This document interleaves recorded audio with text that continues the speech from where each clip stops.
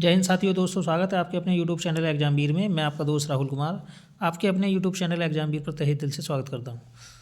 दोस्तों देखिए, DSSB TGT की जो वैकेंसी हैं आ चुकी हैं और सभी साथियों के लिए बहुत ही एक गुड न्यूज़ है, क्योंकि EMRS देने के बाद में, KVS देने के बाद में दोस्तों आपको DSSB की ओर से भी TGT और PGT की वैकेंसी मिल गई है। PGT वैकेंसी आप ऑनलाइन है 9 जनवरी से। अब देखिए TGT की जो वैकेंसी है वो फरवरी में आएगी। विज्ञापन सामने है, छोटी सी विज्ञप्ति है ये। जो फुल नोटिफिकेशन है वो दोस्तों अगले हफ्ते में या 2-4 दिन के अंदर अंदर आपको देखने के लिए मिल जाएगा। देखिए 8 फरवरी से ऑनलाइन स्टार्ट होगा और जो लास्ट डेट है वो है दोस्तों 8 मार्च। क्या है भाई? 8 मार्च। ठीक है, देखिए अब वैकेंसी की चर्चा कर लेते हैं। TGT मैथ की अगर मैं बात करूं तो पिछली बार जब 3 साल पहले वैकेंसी निकली थी तो उस टाइम दोस्तों काफ़ी अधिक वैकेंसी थी, 10,000 के समथिंग वैकेंसी थी। इस बार में मैथ की वैकेंसी काफ़ी है, क्योंकि जो पूर्व वैकेंसी थी उसमें मैथ की वैकेंसी काफ़ी खाली रह गई थी। ठीक है, तो इस बार 540 वैकेंसी हैं, जबकि ये पिछली बार 1000 के समथिंग वैकेंसी थी। ठीक है, अपनी कैटेगरी के अनुसार आप देख सकते हैं कि UR में कितनी है, OBC में कितनी है, SC में कितनी है, ST में कितनी है। देखिए ST में काफ़ी वैकेंसी है, 123 है, क्योंकि पिछली बार नहीं भरी गई होंगी। SC के अंदर 62 है, OBC के अंदर 105 है और UR के अंदर 231 है, EWS की 19 है। ठीक है, आप देख सकते हैं। बाकी TGT फीमेल, यहाँ मेल फीमेल अलग अलग हैं, वैकेंसी निकलती हैं यूपी की तरह, जैसे राज्यों में भी निकलती हैं। देखिए यहाँ पर लड़कियों की वैकेंसी ठीक है, 500 कितनी है भाई? 568 वैकेंसी है, 568 वैकेंसी है दोस्तों TGT मैथ में फीमेल में।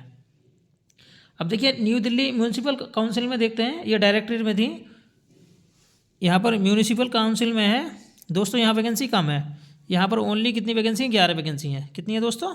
11। ठीक है, अब देखिए आप हर सब्जेक्ट की देख सकते हैं। अगर मैं इस तरीके से बोलूँगा तो काफ़ी टाइम लगेगा। ठीक है, और वीडियो बहुत लंबी हो जाएगी। बाकी आप अपनी उसके अनुसार देख सकते हैं कि कितनी कितनी वैकेंसी हैं।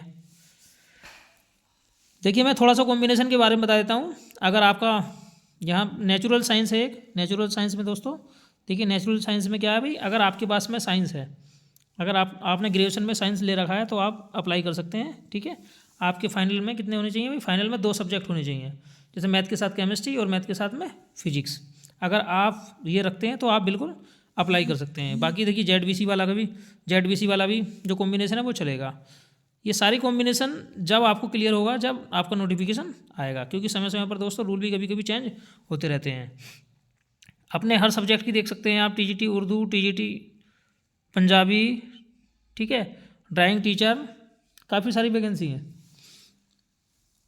अब दोस्तों थोड़ा सा सब सिलेबस के बारे में चर्चा कर लेते हैं कि सिलेबस क्या है भाई। देखिए जैसा दोस्तों आप जानते हैं DSSB के अंदर 200 नंबर का पेपर होता है। TGT में कोई इंटरव्यू नहीं होता है और 2 पार्टों में डिवाइड होता है, पार्ट A और part B। Part A 100 number का होता है, जिसमें 5 पोर्शन होते हैं। मैथ आता है 20 नंबर का, इंग्लिश आती है 20 नंबर की, रीजनिंग आती है 20 नंबर की, GS आती है 20 नंबर की। ठीक है, 5 पोर्शन होते हैं इसमें, पाँचों के पाँचों 20-20 नंबर के होते हैं। और एक आपको राज की बात बताऊंगा दोस्तों, क्योंकि पिछली बार मुझे इसके पैटर्न के बारे में और इसके पेपर के बारे में नहीं बताता, इसलिए दोस्तों मेरा सिलेक्शन ओनली पॉइंट 55 से रह गया था। ठीक है, तो ये गलती बिल्कुल नहीं करनी है, जबकि तैयारी अच्छी थी फिर भी मुझे नहीं पता था। लेकिन आज तो देखिए बहुत सारे यूट्यूब चैनल हैं, बहुत सारे सोर्स हैं आपके पास। आप सब चीज़ को अच्छी तरीके से जान के तैयारी करोगे तो 100% निकल जाएगा, कोई भारी चीज़ नहीं है। ठीक है, मैं बाद में बताऊंगा कि मेरा सिलेक्शन क्यों चुका था। अब मैं पार्ट B की बात कर लेता हूँ। पार्ट B में आता है आपका सब्जेक्ट, जिस सब्जेक्ट से आप TGT देना चाहते हैं। जैसे मैथ से देना चाहते हो तो आपका 100 नंबर में मैथ आएगा। ठीक है, कितने नंबर में? 100 नंबर में मैथ आएगा, जिसमें दोस्तों आपके 10 से 20 क्वेश्चन, 10 क्वेश्चन आपके पेडागोजी के होंगे, 10 क्वेश्चन पेडागोजी के होंगे। बाकी जो आपके टोटल क्वेश्चन होंगे वो किसके होंगे भाई? आपके सब्जेक्ट के होंगे। तो यहाँ पेडागोजी के भी आपको 10 से 20 क्वेश्चन देखने के लिए मिलते हैं, ऑब्वियसली 10 देखने के लिए मिलते हैं। ठीक है, हर सब्जेक्ट में ऐसे ही होता है। आप चाहे TGT मैथ का दे रहे हैं, चाहे किसी भी सब्जेक्ट का क्यों नहीं दे रहे हैं दोस्तों, यहाँ पर आपको पेडागोजी भी 10 से 15 क्वेश्चन देखने के लिए मिलते हैं। ठीक है, मुझे 3 साल पहले मैंने पेपर दिया था तो शायद 10 ही क्वेश्चन है, थोड़ा ध्यान कम है, लेकिन 10 ही होंगे। ठीक है, और देखिए आपका जो सब्जेक्ट रहता है वो 90 नंबर का होता है। और इसमें 1/4 की निगेटिव होती है। इसमें दोस्तों कैटेगरी वाइज आपको मिनिमम क्राइटेरिया करना है। जैसे आप देखिए सुनने में इस बार ये आया है कि जैसे पार्ट A है उसमें भी जनरल के लिए 40% थे, और जो OBC है उसके लिए 35%, SC ST है उनके लिए 30%। ठीक है, ये क्राइटेरिया था दोनों पार्टों के अंदर। मिनिमम क्राइटेरिया इतना होना चाहिए। अगर आपका किसी में भी कम रहता है और ऑल ओवर आपके नंबर ज़्यादा होते हैं तब भी आपका सिलेक्शन होने वाला नहीं है। ठीक है, यू डिस्क्वालीफाई, ठीक है, क्योंकि आपके अगर नंबर किसी भी पार्ट में कम रह गए। लेकिन इस बार ऐसा सुनने में आया है कि पार्ट ए में जो रेस्ट्रिक्शन है आपकी 30%, 30%, 35%, 40% की, वो हो सकता है हट सकती है, वो ठीक है, सुनने में आया कि हट सकती है। बाकी पार्ट बी की आपकी जो रेस्ट्रिक्शन है वो बनी हुई है। पार्ट बी में मिनिमम आपको 40% जनरल के लिए, ओबीसी के लिए आपको 35%, एससी एसटी के लिए आपको 30% यहाँ चाहिए, ठीक है। तो ये चीज़ तो चाहिए, बिल्कुल इसमें कोई दिक्कत वाली बात नहीं है। लेकिन दोस्तों ये सारी की सारी बिंदु जो हैं ये क्लियर होंगे जब नोटिफिकेशन आपका आ जाएगा, ठीक है। लेकिन इससे पहला जो क्राइटेरिया वो यही था।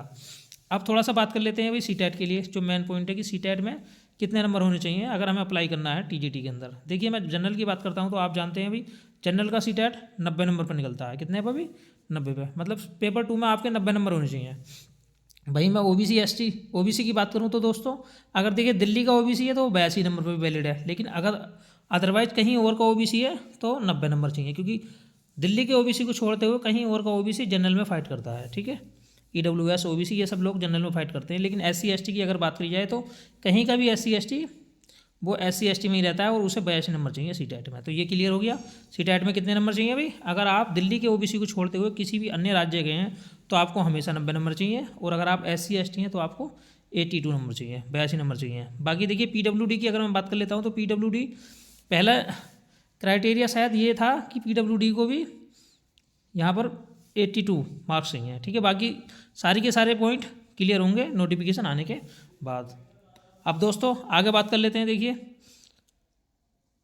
जो क्राइटेरिया है आपके एग्ज़ाम का, ठीक है।